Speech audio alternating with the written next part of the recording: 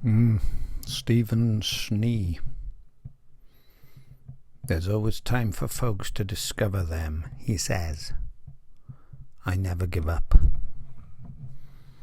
Well,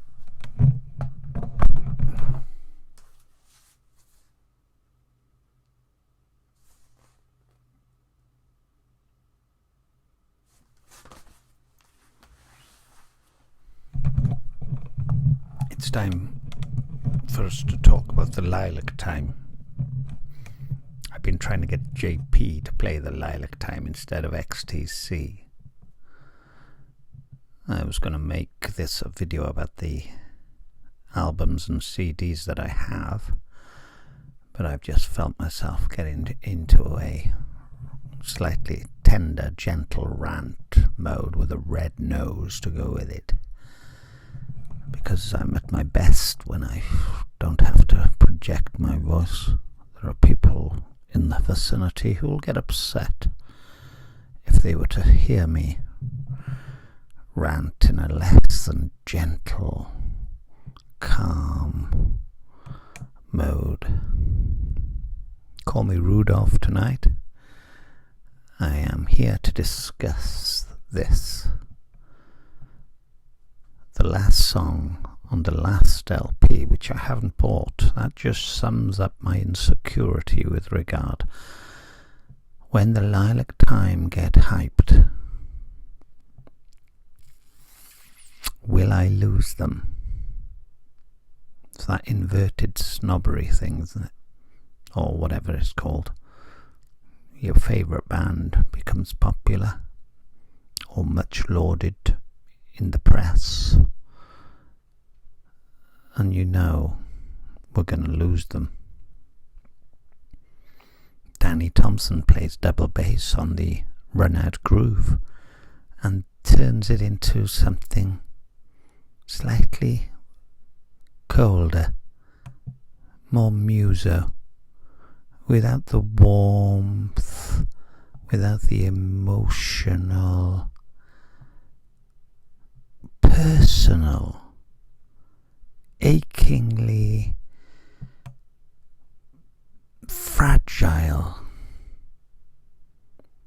undercurrent of underdogs, underachieving, living in the shadows of indie giants such as the Smiths. So give me Stephen playing drums on his own record, as opposed to the Danny Thompson muso. Okay, it sounds great. It sounds really intricate and bellowing, deep, resonant double bass playing. But it just, anyone can do that. But to be able to sit there and sing songs with a broken heart when you don't know when your next meal is coming from, when your record contract has been terminated, or when people are telling you you're trying to be like Oasis, be quiet. To me, that is the essence of Stephen Duffy. Where I saw him live, being a pop star, or so-called pop star by the press, at the dawn of Britpop. And then, this is the memory I have of seeing him in London. I'd seen him in Kidderminster. I'd seen him in Liverpool in small clubs. And then we went to this large theatre, the Hanover, I think it was called, in London. It was his last gig of the tour. And he was out of his head. He'd drunk too much, didn't he? Because he was living the rock and roll press favourite flavour of the month rock star, and he was so nervous he couldn't cope because all the gorgeous people were there to celebrate his inauguration into the Britpop Brigade. Blur. Menswear. Not Manson. Thankfully, they stayed out of it. So did Super Furry Animals, of course, a few years later, of course. But Duffy was there at the beginning. So, what we've got here now then is me trying to explain why that appeals to me. Why does the music melt my heart and my brain?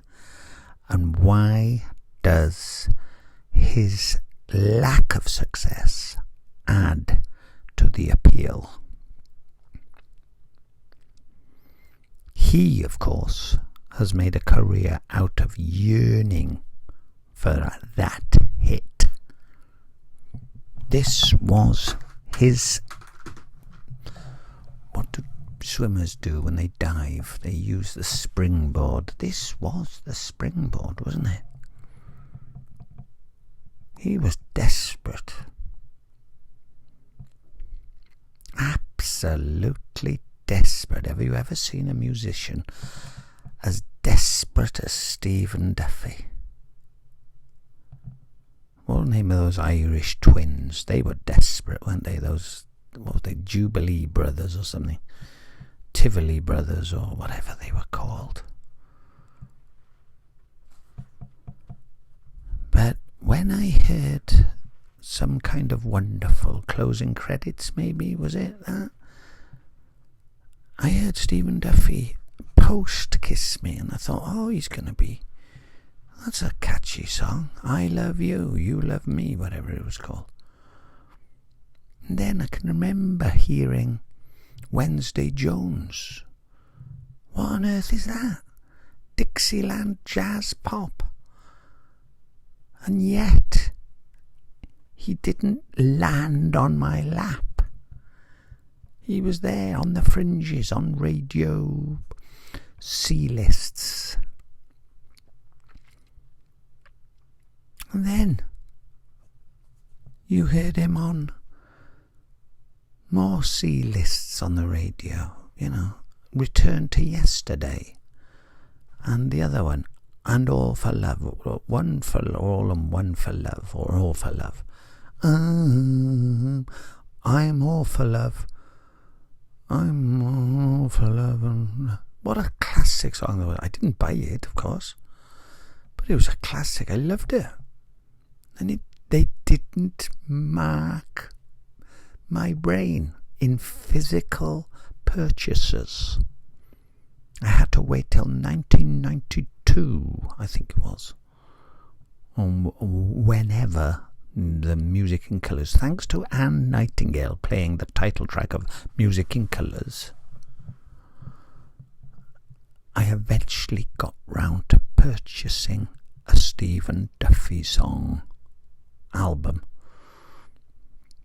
And it was the biggest prog thing you've ever heard in your life.